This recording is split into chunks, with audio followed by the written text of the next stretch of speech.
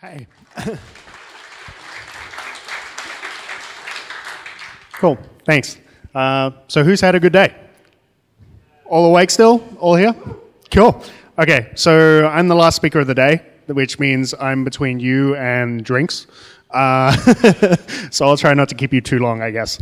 So you may have noticed in the program that this was listed as Jonathan Weiss speaking. Unfortunately, he couldn't be here today, so I'm speaking on his behalf. So I'm Mark Bate. I'm a solutions architect at Amazon Web Services.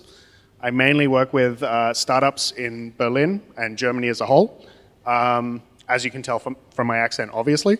And I teach them kind of about the platform, about the services, how to get up and running, and how to scale their businesses. So for those who don't know AWS, I assume being kind of an infrastructure meetup, most of us have kind of heard about AWS, but we have quite a variety of services, mostly focused around like compute, storage, and database. But we kind of expand those into kind of our global infrastructure, our networking, application services, and then on top of those, deployment and administration services. And that's kind of where I'm going to talk to today. So in that space, when you're deploying on AWS, you usually have a few different ways of doing it. You can kind of go directly on EC2 and deploy things like basically just SSH in and just deploy as you need to, which is kind of the hard way. And then on the other side, you kind of have Elastic Beanstalk, which is basically bring your application and put it in kind of our own container, and then you're running from there. And that's probably the easy way. And then between those, you have OpsWorks and CloudFormation. I'll expand a bit on those in a second. So as I said, Elastic Beanstalk, this basically gives you a container that you can deploy your code into. And there's a few different kind of containers that we make available here. So you've kind of got .NET, Python, PHP, Node, Java, Ruby, and recently we added Docker to this list as well. There's a nice talk from the recent DockerCon about how to deploy Docker on Elastic Beanstalk, so check that talk out. The other service I mentioned in that space was CloudFormation. This kind of allows you to describe your AWS resources as JSON templates, which is actually kind of a really powerful workflow, because then it means you can kind of recreate your entire infrastructure from a JSON template. It also means that if you need to like hand out developer environments, you can just do that as well. And of course, it's infrastructure as code, so you get that whole kind of like version control, all those other kind of benefits. There's a whole load of like predefined samples out there for doing just about everything. So if you look through the docs, you'll find sample templates for everything. Those are great starting points. You can write your own ones based on those.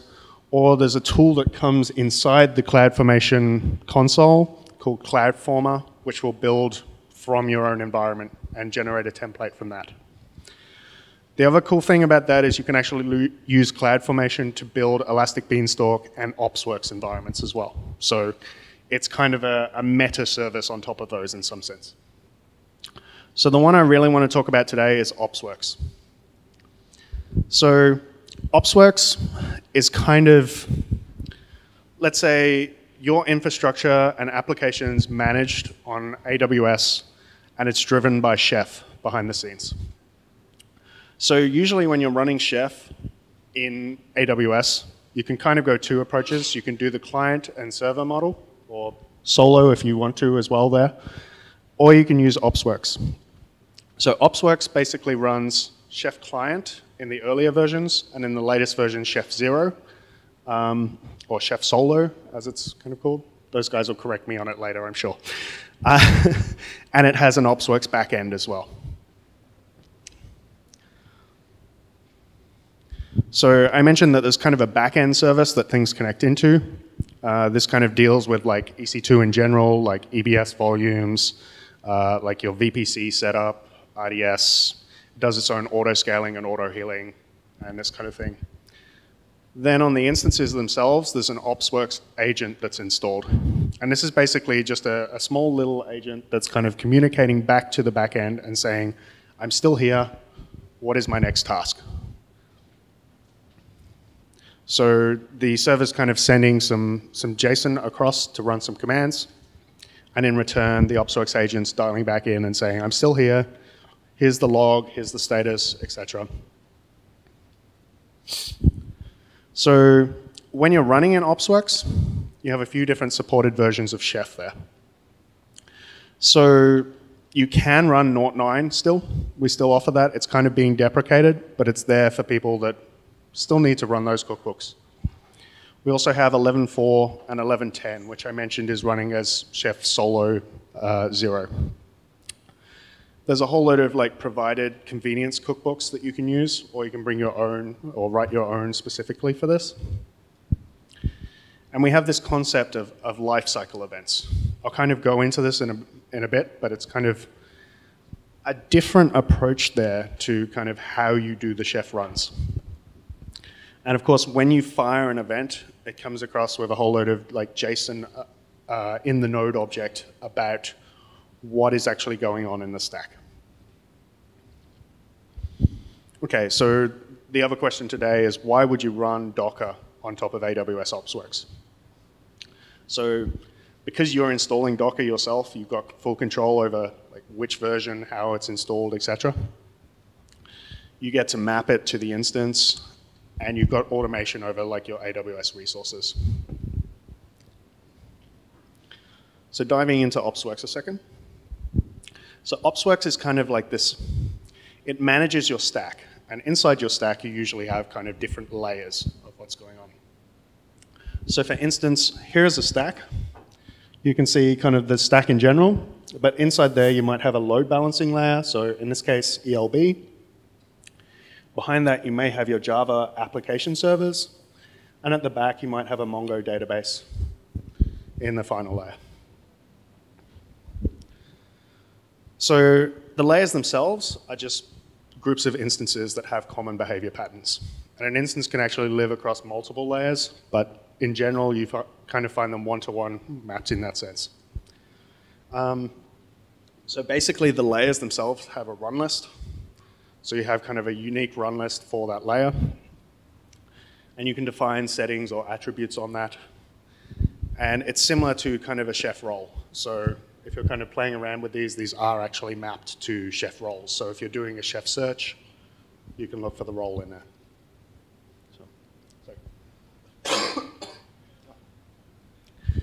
So we have a few built-in layers that you can use. So these are things like Rails, Node.js, Java, PHP, MySQL, HA proxy, Memcached, or Ganglia. Of course, you can mix those with like ELB instead of HA proxy, but these are the predefined ones that we have available to you if you would like to use them. These are all open source. You can find these on our GitHub. So, you know, fork them, pull request, all that kind of stuff. And as well as those, you can also define your own custom layers. So you can basically bring your own Chef cookbooks.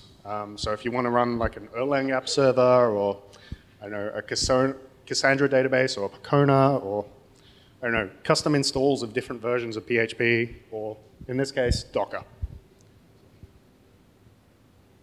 So in the console, you can kind of see how this looks. So if you go to console.aws.amazon.com and then click through to the OpsWorks panel, you will see something that looks like this. So we defined our stack. Well, you can't kind of see. And then inside there, you kind of have like add a layer, and we can choose a custom one. We can kind of define what we want to do there. So we give it a name and a short name. Then we kind of assign like the recipes that are being used there. And then you'll see that we boot a couple of instances, and they're up and running with those. So I mentioned we have the concept of event life cycles. So these are basically events that trigger when something happens with inside your stack.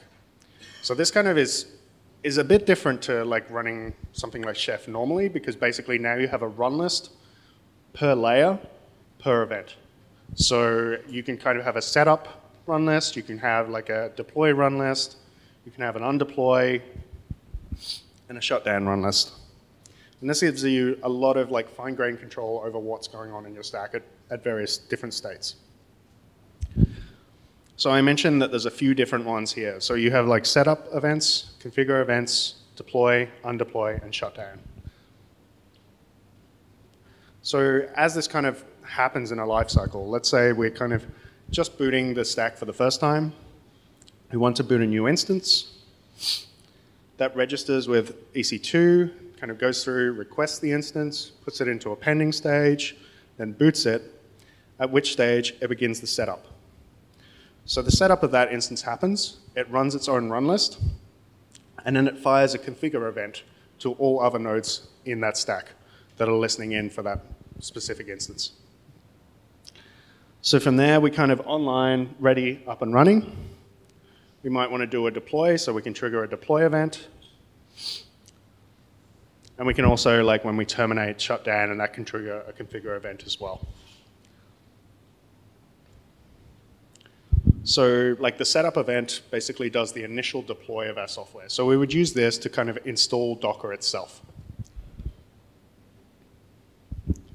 Then we might use a configure event to notify other instances that are listening in and expecting things from here. So maybe it's kind of like we've just booted a Docker database and we want to notify other machines. So all the other machines would get this and we would put recipes in their configure events to handle this. Then when we want to deploy, basically you run this from the UI or the API, and you can use this for like your own custom deployment techniques. So I don't know, if you need to do something special when you're deploying, use this. So for instance, we may deploy like Docker files or images using this step.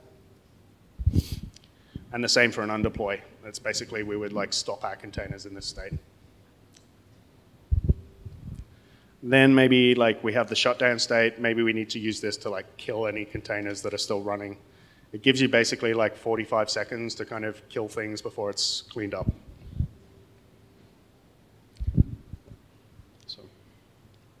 So I mentioned also that we kind of have the concept of like stack state JSON.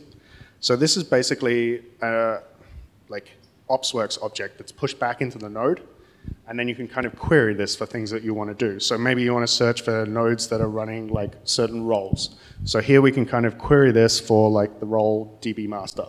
Or maybe we want to get all the instances in a stack or something like this. Okay, so how do we do this in practice? Like first we create a Docker layer. So what we're going to need here, so there's a nice cookbook for this written by Brian Flad. Called Chef Docker. So we'll use that, and we'll use an OpsWorks custom layer. So we create the custom layer. We give it a short name and a long name. The short name is used by us internally to kind of reference the stuff. The long name is for your own benefit. You can call it foobar if you want to, but Docker is probably more useful. Okay, so that's kind of the visual of it. You can see that we just say it's a custom one. Give it some attributes or name, short name. From there, we define the actual cookbooks and recipes that are being used. So we kind of give it the repository URL of Chef Docker, and then we kind of define the various steps. So for setup, we just run the Docker default. For the rest, we have a custom cookbook that kind of overrides everything. So maybe it's like a wrapper cookbook, and you have like my company, Docker config, Docker deploy, Docker undeploy, etc. So in the setup recipe, we're just basically calling the Docker default. This will install Docker from the package or from source if you'd like to, and basically handle any dependencies it would have there, and then start the service for us. For our deploy recipe, we're using some of the lightweight resources and providers that are included in the recipe. In this case, we're just pulling down Shipyard, pulling it from the repo, and notifying to actually like run the container.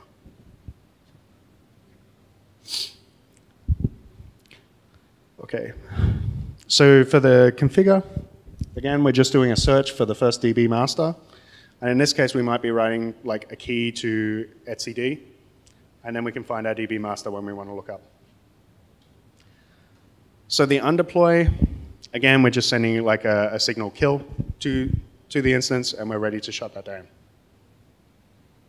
So that'll basically give us like how to run a container on OpsWorks.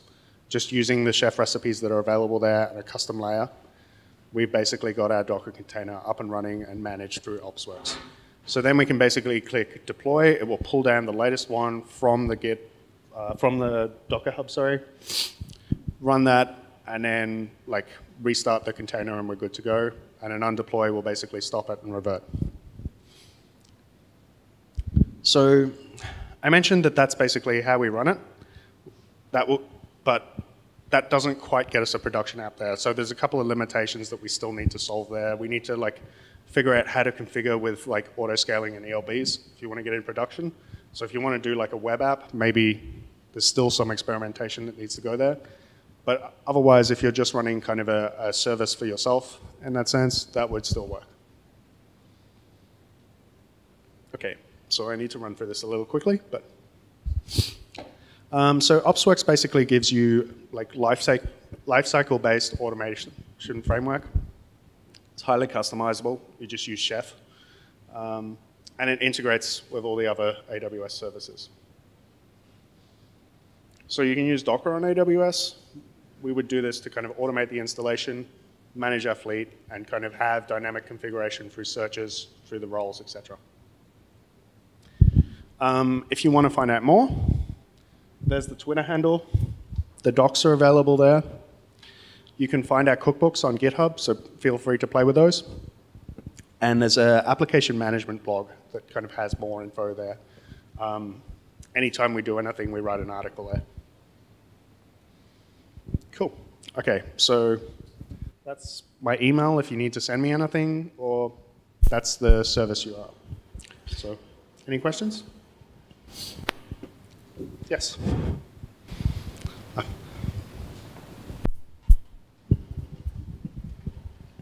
Hi. You didn't mention Berkshelf as part of the OpsWorks stuff. Sorry, I couldn't quite hear you there. You didn't mention Berkshelf? Berkshelf? Yes, it does support Berkshelf. So when you're actually uploading cookbooks, you define where the cookbooks come from.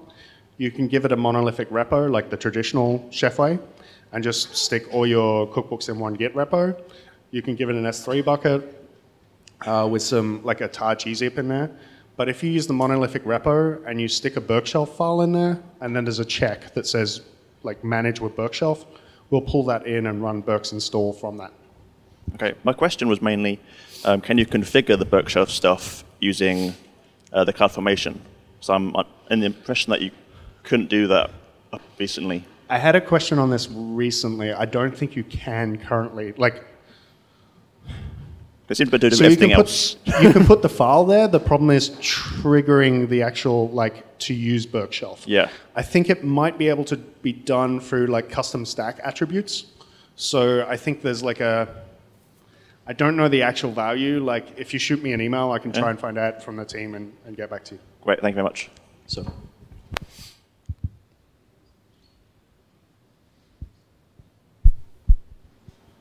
Next question.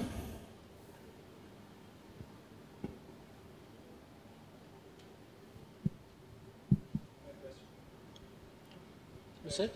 Oh, over there.